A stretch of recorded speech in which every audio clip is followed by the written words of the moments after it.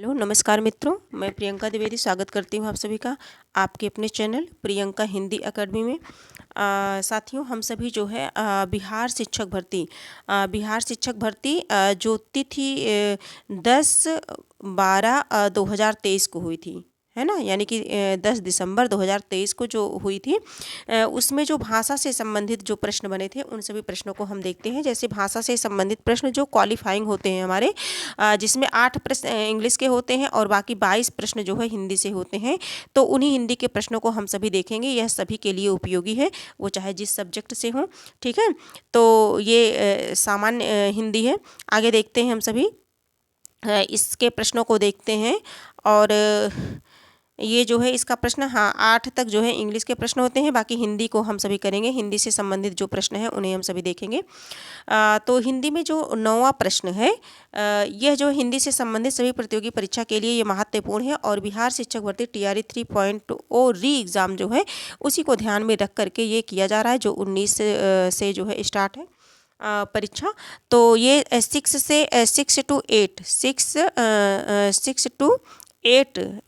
जो है 6 से 8 तक, ठीक है, जो हुई थी परीक्षा। यानी कि ये देख लीजिए आप सभी की बिहार माध्यमिक शिक्षक परीक्षा, उसका हम सभी कर रहे हैं। हिंदी प्रश्न जो उनसे बने थे, सभी प्रश्नों को देखते हैं। और इसके पहले भी 1-2 प्रैक्टिस सेट हुई है, आप चाहे तो चैनल पे जाके देख सकते हैं। और इसमें प्रश्न संख्या 9 देखते हैं, जो हिंदी का पहला प्रश्न है। और भाषा शब्द संस्कृत की किस धातु से बना है? ऑप्शन ए है भाष से, ऑप्शन बी है भाष्य से, सी है भाष से, डी है क्षमा चाहूँगी, ये 1 2 3 4 इस तरह से है, ABC नहीं। ऑप्शन 1 है भाष्य से, बी है 2 है भाष्य से, 3 है भाष्य से, 4 है उपरोक्त में से एक से अधिक, 5 है उपरोक्त में से कोई नहीं। तो ये जो 9 नंबर का प्रश्न है हमारा, हम सभी परिचित हैं इस शब्द से कि हमारा जो है संस्कृत के किस धातु से बना है? भाष शब्द से बना है। किससे बना है? भाष से बना है, भाष धातु से। भाषा शब्द संस्कृत के भाष धातु से बना है, जिसका अर्थ क्या होता है? अगर इसका अर्थ हम देखें तो इसका होता है भाष, यानी कि बोलना। क्या होता है मित्रों? बोलना होता है। कहने का मतलब वह भाषा जिसे बोला जाए, है ना, वह भाषा जिसे बोला जाए। और जो भाषा एक ऐसा साधन है जिसके द्वारा व्यक्ति अपने मन के विचारों, भावनाओं और अनुभूतियों को व्यक्त कर सकता है। अगर भाषा ना होती तो हम सभी कैसे करते हैं ना, तो भाषा के माध्यम से ही हम अपने विचारों को दूसरे तक पहुंचा सकते हैं, अपने विचारों को व्यक्त कर सकते हैं, ठीक है। और इसके लिए वह आवश्यक ध्वनियों का प्रयोग करते हैं। जो हम बोलते हैं ये हमारी क्या है? ध्वनियाँ हैं। तो जो हमारा प्रश्न था साथियों, ये प्रश्न था, तो इसका करेक्ट आंसर अगर हम देखना चाहें तो ये हो जाएगा 3, जबकि इसमें हलंत होना चाहिए। हलंत इसमें नहीं लगा है, लेकिन फिर भी इसी 3 को माना गया है, ठीक है। करेक्ट आंसर हमारा 3 हो जाएगा। प्रश्न संख्या 10 देखते हैं, पुरानी हिंदी का नामकरण किसने किया? पुरानी हिंदी का नामकरण किसने किया? तो प्रश्न संख्या 10 है हमारा, ऑप्शन 1 है इंसान अल्लाह खां, 2 है ग्रियर्सन, 3 है चंद्रशेखर शर्मा गुलेरी, 4 है उपरोक्त में से एक से अधिक, 5 है उपरोक्त में से कोई नहीं। तो पुरानी हिंदी चंद्रशेखर शर्मा गुलेरी, करेक्ट आंसर हमारा क्या हो जाएगा? 3 हो जाएगा। हिंदी भाषा एवं साहित्य के जानकार अपभ्रंश की अंतिम अवस्था जो है अवहट्ठ है। क्या है? अवहट्ठ। अपभ्रंश की अंतिम अवस्था जो है अवहट्ठ से हिंदी का उद्भव स्वीकार करते हैं। और गुलेरी जो है इसी अवहट्ठ को क्या कहते हैं? इसी अवहट्ठ को क्या कहते हैं? पुरानी हिंदी कहते हैं। गुलेरी जी इसी अवहट्ठ को पुरानी हिंदी कहते हैं, ठीक है। तो करेक्ट आंसर हमारा 3 हो जाएगा। आगे देखते हैं हम सभी प्रश्न संख्या 11 देखते हैं। अपभ्रंश के प्रथम कवि पूछा गया है कि अपभ्रंश के प्रथम कवि कौन है? ऑप्शन 1 है स्वयंभू, बी है सरहपाद, 2 है सरहपाद, 3 है पुष्पदंत, 4 है उपरोक्त में से एक से अधिक, 5 है उपरोक्त में से कोई नहीं। तो जो 11 नंबर का प्रश्न है हमारा, ये है स्वयंभू को अपभ्रंश का वाल्मीकि कहा जाता है। स्वयंभू को अपभ्रंश का क्या कहा जाता है? वाल्मीकि कहा जाता है। किसे? स्वयंभू को, ठीक है। और इसके बाद जो है स्वयंभू जो है हिंदी के जैन कवियों में सबसे पहला नाम जो है किसका आता है? तो स्वयंभू का आता है। और स्वयंभू जो है ये अपभ्रंश भाषा के महाकवि हैं। स्वयंभू अपभ्रंश भाषा के महाकवि हैं, ठीक है। तो आगे हमारा करेक्ट आंसर जो है ये हो जाएगा। और आगे देखते हैं 12 नंबर का प्रश्न देखते हैं, हिंदी भाषा की उत्पत्ति हुई है। हिंदी भाषा की उत्पत्ति हुई है। ऑप्शन 1 है प्राकृत से, 2 है सौरसेनी अपभ्रंश से, 3 है वैदिक संस्कृत से, 4 है उपरोक्त में से एक से अधिक, 5 है उपरोक्त में से कोई नहीं। 5 क्या है हमारा, उपयुक्त में से कोई नहीं। तो 12 नंबर का जो प्रश्न है, हिंदी भाषा की उत्पत्ति किससे हुई है? हिंदी भाषा की उत्पत्ति जो है किससे हुई है? सौरसेनी अपभ्रंश से हुई है। सौरसेनी हमारा किस में है? सौरसेनी हमारा करेक्ट आंसर 2 में है। सौरसेनी अपभ्रंश से हुई है। हिंदी भाषा की उत्पत्ति किससे हुई? सौरसेनी अपभ्रंश से हुई है। आगे देखते हैं, हिंदी भाषा की उत्पत्ति सौरसेनी अपभ्रंश से हुई है। ठीक है, जो है 13 नंबर का जो प्रश्न देखते हैं, हिंदी भाषा का इतिहास पुस्तक के लेखक हैं। ऑप्शन 1 है धीरेन्द्र वर्मा, 2 है रामचंद्र शुक्ल, 3 है किशोरी दास वाजपेयी, 4 है उपयुक्त में से एक से अधिक, 5 है उपयुक्त में से कोई नहीं। तो जो 13 नंबर का जो प्रश्न है हमारा, इसका हो जाएगा धीरेन्द्र वर्मा। क्या है? धीरेन्द्र वर्मा। हिंदी भाषा का इतिहास क्या हो जाएगा?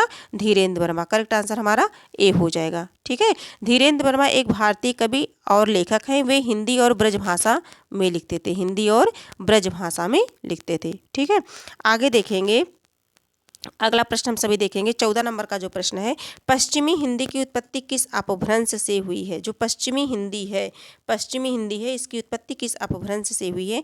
ऑप्शन ए है मागधी, बी है अर्धमागधी, सी अपभ्रंश है, सी है एक सेकंड, सी देखते हैं, सौरसेनी अपभ्रंश, 3 है सौरसेनी अपभ्रंश, 4 है उपयुक्त में से एक से अधिक, 5 है उपयुक्त में से कोई नहीं। तो जो 14 नंबर का प्रश्न है हमारा, 14 नंबर के प्रश्न को हम सभी देखते हैं। तो पश्चिमी हिंदी का विकास किससे हुआ है? सौरसेनी अपभ्रंश से हुआ है। पश्चिमी हिंदी पूछा गया, तो पश्चिमी हिंदी का विकास सौरसेनी अपभ्रंश से हुआ है। और इसके अंतर्गत 5 बोलियां हैं। कितनी बोलियां हैं? 5 बोलियां हैं। ये प्रश्न इंपॉर्टेंट है। और 5 बोलियों में जैसे हो गया खड़ी बोली हो गई, क्या हो गया? खड़ी बोली हो गई, खड़ी बोली हो गई, हरियाणवी ब्रजभाषा कन्नौजी और बुंदेली, हरियाणवी ब्रजभाषा कन्नौजी और बुंदेली। ठीक है, प्रश्न संख्या 15 हम सभी देखते हैं। खड़ी बोली हिंदी का प्रथम महाकाव्य है। ऑप्शन 1 है प्रिय प्रवास, 2 है रामचरितमानस, 3 है कामायनी, 4 है उपयुक्त में से एक से अधिक, 5 है उपयुक्त में से कोई नहीं।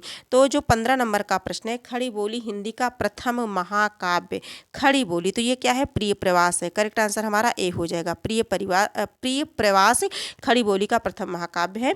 और हरिऔध जो है खड़ी बोली के प्रथम महाकवि हैं। और प्रिय प्रवास किसका है? हरिऔध जी का है। किसका है? हरिऔध जी का है। और प्रिय प्रवास एक विरह काव्य है। कैसा काव्य है मित्रों? विरह काव्य है। प्रिय प्रवास क्या है? एक विरह काव्य है। ठीक है, और चंद्रबरदाई पृथ्वीराज रासो को हिंदी का प्रथम महाकाव्य मानते हैं। चंद्रबरदाई जो है पृथ्वीराज रासो को हिंदी का महाकाव्य मानते हैं। ठीक है, आगे देखते हैं, जो है 16 नंबर का जो प्रश्न है, हिंदी भाषा के अंतर्गत आने वाली उपभाषाओं की संख्या है। हिंदी भाषा के अंतर्गत आने वाली जो उपभाषाएं हैं उनकी संख्या हम सभी से पूछी जा रही है। प्रश्न संख्या 16 है, तो उनकी संख्या कितनी है? 5 है। उनकी संख्या कितनी है? 5। करेक्ट आंसर हमारा 2 हो जाएगा। 16 का करेक्ट आंसर हमारा 2 हो जाएगा। वो कौन कौन सी हैं हिंदी की उपभाषाएं? राजस्थानी हो गया, है ना, पश्चिमी हिंदी हो गया, फिर पूर्वी हिंदी हो गया, बिहारी हिंदी और पहाड़ी, बिहारी और पहाड़ी। इस तरह से 5 उपभाषाएं हैं। कितनी उपभाषाएं हैं? 5 उपभाषाएं हैं। प्रश्न संख्या 16 देखेंगे, नल से बूंद बूंद पानी टपक रहा है, उक्त वाक्य में बूंद बूंद है। ऑप्शन 1 है क्रिया विशेषण, 2 है क्रिया, 3 है विशेषण, 4 है उपयुक्त में से एक से अधिक, 5 है उपयुक्त में से कोई नहीं। तो बताना है हम सभी को, नल से बूंद बूंद पानी टपक रहा है, वाक्य में बूंद बूंद है। बूंद बूंद कैसा शब्द है? क्रिया विशेषण है मित्रों। क्या है? क्रिया विशेषण है। करेक्ट आंसर हमारा ए हो जाएगा। क्या हो जाएगा? ए हो जाएगा। क्रिया विशेषण वह शब्द होता है जिसे क्रिया की विशेषता का पता चलता है ना। ऐसा शब्द है क्रिया विशेषण जिसे क्रिया की विशेषता का पता चले, उसे क्रिया विशेषण कहते हैं। प्रायः इसका प्रयोग वाक्य में क्रिया से तुरंत पहले होता है। ठीक है, और यह अभिकारी शब्द है। कैसा शब्द है क्रिया विशेषण? अभिकारी शब्द है। कहने का मतलब है इसमें लिंग वचन कारक काल आदि के कारण कोई परिवर्तन नहीं होता है। आदि में कोई परिवर्तन नहीं होता, यह हमेशा अपने मूल रूप में ही प्रयुक्त होता है। तो बूंद बूंद क्या है? क्रिया विशेषण है। ठीक है, 18 नंबर का प्रश्न देखेंगे, मगही किस उपभाषा की बोली है? जो मगही है ये किस उपभाषा की बोली है? तो मगही ऑप्शन 1 है राजस्थानी, 2 है पूर्वी हिंदी, 3 है बिहारी हिंदी, 4 है उपयुक्त में से एक से अधिक, 5 है उपयुक्त में से कोई नहीं। तो जो मगही है, मगही किसकी है? किस उपभाषा की है? तो बिहारी हिंदी की है। मगही किसकी है? बिहारी, है ना। मगही या मागधी जो है भाषा भारत के मध्य पूर्व में बोली जाने वाली एक प्रमुख भाषा है। कहाँ बोली जाती है? भारत के मध्य पूर्व में। ठीक है, और मागधी भाषा से ही भोजपुरी मागधी भाषा से ही भोजपुरी, मैथिली, अंगिका, वज्जी और गोरठा भाषा निकली हुई हैं। ठीक है, आगे हम सभी देखेंगे प्रश्न संख्या 19 को देखेंगे। मैथिली बोली के कवि हैं। ऑप्शन 1 है विद्यापति, 2 है अमीर खुसरो, 3 है नंददास, 4 है उपरोक्त में से एक से अधिक, 5 है उपरोक्त में से कोई नहीं। तो जो 19 नंबर का प्रश्न है हमारा साथियों, इसमें हो जाएगा विद्यापति। कौन हो जाएंगे? विद्यापति। मैथिली और संस्कृत कवि संगीतकार हैं, लेखक हैं। ठीक है, और दरबारी कवि राज पुरोहित भी थे ये। भगवान शंकर के भक्त थे ये, भगवान शिव के भक्त थे, शिव के परम भक्त थे। कौन? विद्यापति। ठीक है, विद्यापति को मैथिल कोकिल भी कहा जाता है। ये प्रश्न बनता है, मैथिल कोकिल। अभिनव जयदेव की उपाधि से भी विद्यापति को विभूषित किया गया है। ठीक है, प्रश्न संख्या 20 देखते हैं। अवधि का लोकप्रिय महाकाव्य है। ऑप्शन 1 है मृगावती, 2 है रामचरितमानस, 3 है मधुमालती, 4 है उपरोक्त में से एक से अधिक, 5 है उपरोक्त में से कोई नहीं। तो अवधि जो है, अवधि का जो लोकप्रिय महाकाव्य है, सभी परिचित है इससे, क्या है? रामचरितमानस। श्री रामचरितमानस अवधि भाषा में गोस्वामी तुलसीदास द्वारा रचित एक ऐतिहासिक घटना है। इस ग्रंथ को अवधि साहित्य की एक महान कृति भी माना जाता है। किसकी? अवधि की। किसकी? अवधि साहित्य की एक महान कृति माना जाता है। रामचरितमानस किसकी है? ये गोस्वामी तुलसीदास जी की है। कब की है ये? 16वीं सदी की है। कब की है? 16वीं सदी की है। ठीक है, आगे देखते हैं हम सभी प्रश्न संख्या 21 को देखते हैं। प्रश्न संख्या 21 देखते हैं। 21 नंबर का जो प्रश्न है उसे देखते हैं। हाँ, प्रश्न संख्या 21 देखते हैं। या घा था में कौन सी ध्वनि महाप्राण है? ठीक है, या घा था में कौन सी ध्वनि महाप्राण है? अल्प प्राण और महाप्राण के बारे में हम सभी को जानना है। अल्प प्राण और महाप्राण। ठीक है, तो ऑप्शन 1 है घा, 2 है था, 3 है या, 4 है उपरोक्त में से एक से अधिक, 5 है उपरोक्त में से कोई नहीं। तो जो 21 नंबर का प्रश्न है, इसमें जो है इसका हो जाएगा उपयुक्त में से एक से अधिक। क्या हो जाएगा? उपयुक्त में से एक से अधिक। ठीक है, तो इसे हम पूरा डिटेल से देख लेते हैं। ये जो अल्प प्राण है, जो अल्प प्राण और महाप्राण, अल्प प्राण और महाप्राण, अल्प प्राण किसे कहते हैं और महाप्राण किसे कहते हैं? तो जिन वर्णों के उच्चारण में मुख से कम वायु निकले हुए अल्प प्राण। अल्प मतलब थोड़ा, जिन वर्णों के उच्चारण में मुख से जो है कम वायु निकले, उन्हें अल्प प्राण कहते हैं। अगर इन्हें देखा जाए तो अल्प प्राण वर्ग में कौन कौन से आते हैं, हमेशा के लिए याद कर लीजिए कि अल्प प्राण में प्रत्येक वर्ग का पहला, तीसरा और पांचवा, प्रत्येक वर्ग का पहला, तीसरा, पांचवा और अंतस्थ, और क्या आते हैं? अंतस्थ आते हैं। अंतस्थ व्यंजन जैसा जानते हैं कि या, रा, ला, वा, अंतस्थ आते हैं, 4 व्यंजन हैं अंतस्थ। ठीक है, ये अल्प प्राण कहलाते हैं। यानी कि 1, 3, 5, पहला, तीसरा और पांचवा, ये अल्प प्राण और अंतस्थ अल्प प्राण व्यंजन कहलाते हैं। और महाप्राण अगर हम देखें तो महाप्राण जिन वर्णों के उच्चारण में मुख से अधिक वायु निकले, वे महाप्राण ध्वनियाँ कहलाती हैं। अगर इनमें से 1, 3, 5, पहला, तीसरा, पांचवा हो गया तो कौन सा बचता है? तो बचता है दूसरा, बचता है दूसरा वर्ग बचता है, और क्या बचता है? चौथा बचता है। यानी कि दूसरा और चौथा, क्या बचा? दूसरा और चौथा, ये ध्वनियाँ क्या हो गई? महाप्राण हो गई। और इसके साथ साथ जो ऊष्म व्यंजन होते हैं, ऊष्म व्यंजन शा, सा और हा, ये सभी क्या हो गए? महाप्राण हो गए। ठीक है, दूसरा और चौथा ये सभी क्या हो गए? महाप्राण हो गए। तो इसमें जो है एक से उपयुक्त में से एक से अधिक सही है। का, खा, गा, घा, है ना, तो ये चौथा सही हो गया। या, रा, लावा, ये सही हो गया। नहीं, ये तो अंतस्थ हो जाएगा, या, रा, लावा अंतस्थ हो जाएगा, ये वाला हमारा सही हो गया। ठीक है, ताथा, दाधा, है ना। आगे देखेंगे 22 नंबर का प्रश्न देखेंगे हम। किन ध्वनियों को अनुस्वार कहा जाता है? ऑप्शन 1 है स्वतंत्र रूप से उच्चरित ध्वनियाँ, 2 है स्वर के बाद आने वाली नासिक की ध्वनियाँ, 3 है व्यंजन के बाद आने वाली ध्वनियाँ, 4 है उपयुक्त में से एक से अधिक, 5 है उपयुक्त में से कोई नहीं। तो किन ध्वनियों को अनुस्वार कहा जाता है? किन ध्वनियों को क्या कहा जाता है? अनुस्वार। इसमें पूछा गया है कि किन ध्वनियों को अनुस्वार कहा जाता है। प्रश्न संख्या है हमारा 22। प्रश्न संख्या क्या है? 22। तो स्वर के बाद आने वाली नासिक की ध्वनियाँ, स्वर के बाद आने वाली नासिक के ध्वनियों को हम क्या कहते हैं? जो है अनुस्वार कहते हैं। स्वर के बाद जो नासिक की ध्वनियाँ आती हैं उन्हें अनुस्वार कहते हैं। ठीक है।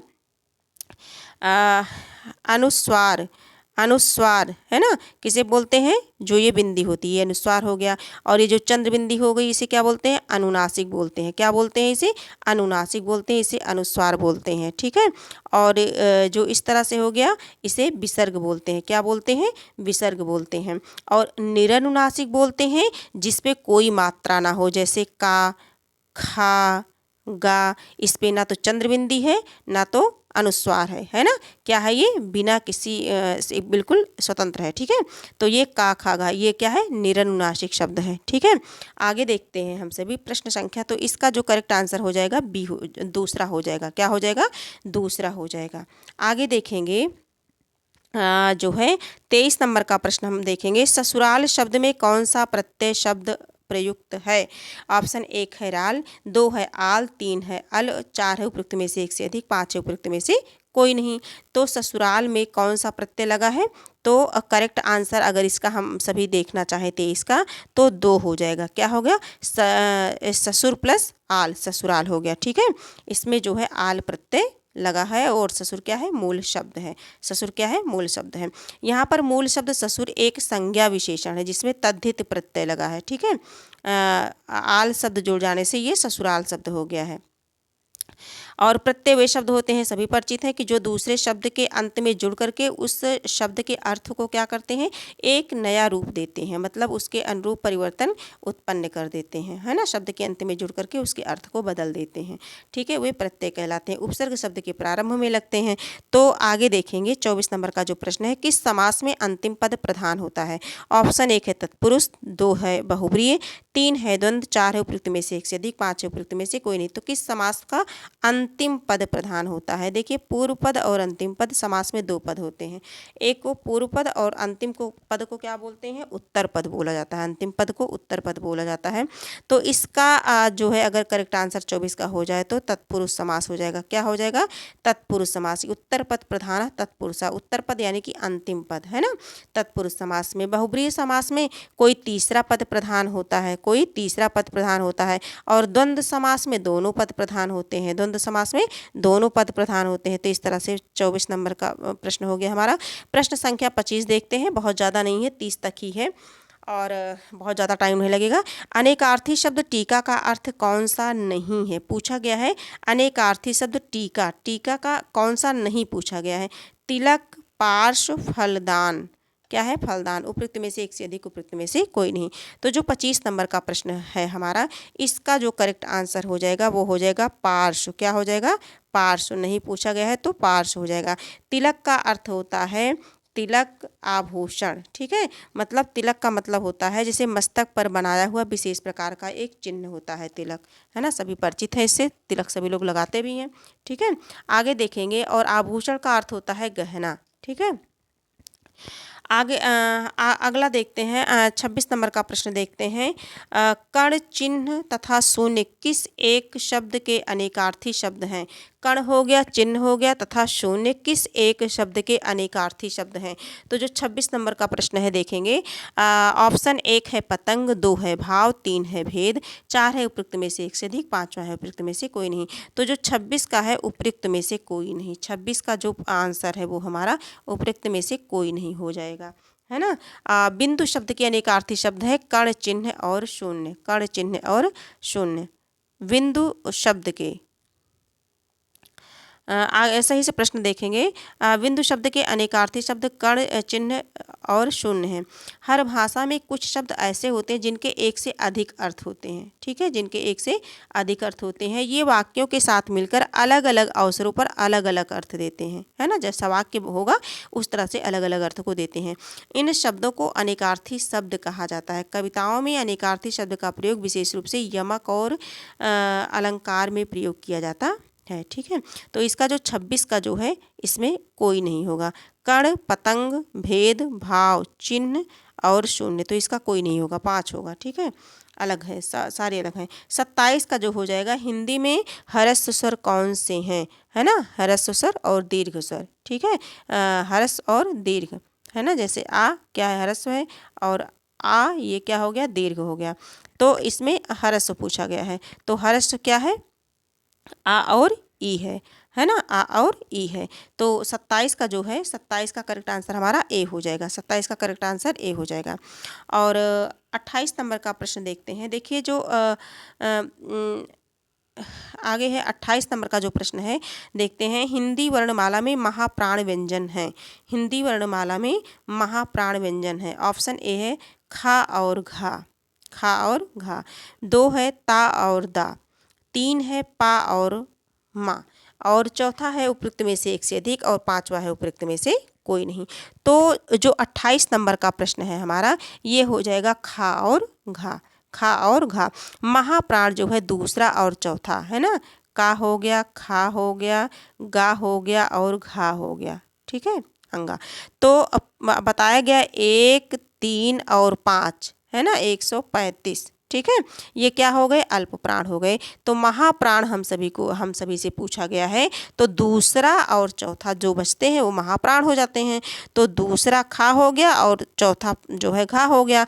खा और घा यही क्या है, महाप्राण है, क्या है, महाप्राण व्यंजन। करेक्ट आंसर हमारा ए हो जाएगा, क्या हो जाएगा, ए हो जाएगा, ठीक है। अब 29 नंबर का प्रश्न है। हाँ, हम लोगों ने किस नंबर को देखा, हम लोगों 28 नंबर को देखा। हाँ, 29 नंबर का जो हमारा प्रश्न है ये है हिंदी के ओष्ठ व्यंजन है। ऑप्शन ए है जा झा, 2 है टा ढा, ठा ढा, और 3 है दा था, 4 है उपयुक्त में से एक से अधिक, 5 है उपयुक्त में से कोई नहीं। तो जो 29 नंबर का जो प्रश्न है मित्रों, इसका है ओष्ठ, ओष्ठ, उपु, ओष्ठा, है ना, उ और पूरा पावर्ग, पाफा बाभा, उपु, उपु नाम ओष्टा। तो इस तरह से हो जाएगा, और इसमें कुछ भी नहीं दिख रहा है ना, ओष्ट। ताथा दाधा ये तो दंत हो गया, है ना, इचुएशा नाम ये हो गया, तो ये तो द्विगुण हो गया, है ना, कोई नहीं, तो उपयुक्त में से कोई नहीं। 29 का जो हो जाएगा वो हो जाएगा उपयुक्त में से कोई नहीं। कहने का मतलब जो ओष्ठ जो प्रश्न पूछा गया है, जिन व्यंजनों के उच्चारण में दोनों ओष्ठों द्वारा श्वास का अवरोध हो, दोनों ओठों के द्वारा, ओष्ठों के द्वारा श्वास का क्या होता है, अवरोध होता है, उसे ओष्ठ व्यंजन कहते हैं। जैसे अगर जानना चाहें तो पा हो गया, फा हो गया, बा हो गया, भा हो गया और मा हो गया, है ना, आदि। आगे देखेंगे 30 नंबर का जो प्रश्न है हमारा, ये इस क्लास का जो लास्ट प्रश्न है वो है संविधान सभा द्वारा हिंदी को भारत की राजभाषा के रूप में कब स्वीकार किया गया। ये मोस्ट इम्पॉर्टेंट प्रश्न है, ये पूछा ही जाता है। तो देखेंगे ऑप्शन 1 है 26 नवंबर 1949 को, 2 है 26 जनवरी 1950 को, 3 है 14 सितंबर 1949 को, 4 है उपयुक्त में से एक से अधिक, 5 है उपयुक्त में से कोई नहीं। तो जो 30 नंबर का ऑप्शन है इसका करेक्ट आंसर 14 सितंबर 1949 को संविधान सभा द्वारा हिंदी को भारत की राजभाषा के रूप में कब स्वीकार किया गया। तो संविधान सभा ने लंबी चर्चा के बाद 14 सितंबर 1949 को हिंदी को भारत की राजभाषा के रूप में स्वीकार किया। तो इसका करेक्ट आंसर हमारा 3 हो जाएगा। और इसके बाद जो है संविधान में 343 से लेकर के 351 तक राजभाषा के संबंध में व्यवस्था की गई। 343 से लेकर के कितने, 351 तक, ये भी प्रश्न बनता है, ठीक है। और इसी की स्मृति को ताज़ा रखने के लिए 14 सितंबर को प्रतिवर्ष क्या मनाया जाता है, हिंदी दिवस मनाया जाता है। कब मनाया जाता है, 14 सितंबर को। 14 सितंबर को प्रतिवर्ष क्या मनाया जाता है, हिंदी दिवस के रूप में मनाया जाता है, ठीक है। आगे देखेंगे, आगे जो है आगे जो है ये प्रश्न 30 प्रश्न हम लोगों ने देखा, यानी कि 22 प्रश्नों को देखा, हिंदी से 22 प्रश्नों को देखा। इसके साथ साथ हम लोगों ने जिस पे चर्चा करना ज़रूरी था, जो इम्पॉर्टेंट थे उन्हें भी देखा, उनसे भी तो जो प्रश्न बनते थे उन्हें भी देखा हम लोगों ने। तो आज की क्लास यहीं समाप्त होती है, और अगर ये क्लास आपको उपयोगी लगी हो तो आप इसे लाइक कर दीजिए, सब्सक्राइब कर लीजिए, जिससे अगली क्लास आपको सरलतापूर्वक मिल जाए, और अपने कुछ मित्रों तक शेयर कर दीजिए इसे। हाँ, कमेंट में अपने सुझाव लिखना मत भूलिए। तो आज की क्लास मित्रों यहीं तक है, और फिर हम एक नए प्रैक्टिस सेट के साथ मिलेंगे, नए PYQ के साथ मिलेंगे। बिहार शिक्षक भर्ती अब तक जो हुई है TRE 2.0 में, TRE 3.0 है ना, तो हिंदी भाषा से संबंधित और हिंदी भाषा और हिंदी जो सब्जेक्ट है स्पेशली उससे संबंधित हम प्रश्नों को लेकर उपस्थित होंगे। और इसके पहले भी 1-2 प्रैक्टिस हो चुकी है, आप चाहें तो चैनल पे उसे जाके देख सकते हैं, और डिस्क्रिप्शन में टेलीग्राम का लिंक दिया गया है, आप चाहें तो उसे ज्वाइन करके और वहाँ जो है एक क्रम से सारी क्लासेस को आप देख सकते हैं। तो आज की क्लास यहीं तक है मित्रों, फिर हम मिलेंगे एक नए प्रैक्टिस सेट के साथ, एक नए प्रश्नों के साथ मिलेंगे, एक नए आत्मविश्वास जोश के साथ मिलेंगे हम सभी, और इसी तरह से अध्ययन अध्यापन करते रहेंगे और कुछ नया सीखते रहेंगे। तो आज की क्लास यहीं तक है, और फिर हम मिलेंगे एक नई क्लास के साथ। तब तक के लिए धन्यवाद।